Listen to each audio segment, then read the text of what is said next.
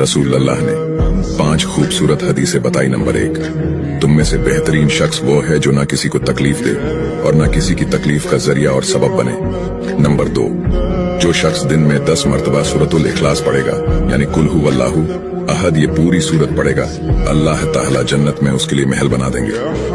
Number 3, जो शख्स हर फर्ज नमाज के बाद 1 मरतबा आयतुल कुर्सी पढ़ने का मामूल बनाएगा, तो उसके और जन्नत के दरमियान सिर्फ मौत का फासला होगा, यानी वो शख्स मरते ही सीधा जन्नत में जाएगा। नंबर 5, जो शख्स घर से निकलते वक्त ये दुआ पढ़ेगा, बिस्मिल्लाहि तवक्कलतु अला अल्लाह ला हौला वला कुव्वता इल्ला बिल्लाह, तो अल्लाह ताला शैतान के शर से उसकी हिफाजत फरमा देता है, और जिस काम को वो निकला अल्लाह ताला उसमें आसानी पैदा फरमा देता है। नंबर 5, रसूल अल्लाह ने फरमाया, वो शख्स हरा भरा रहे, हंसता खेलता रहे, जो शख्स मेरी हदीस सुने, उसको महफूज रखे और उसको दूसरों तक पहुंचाए।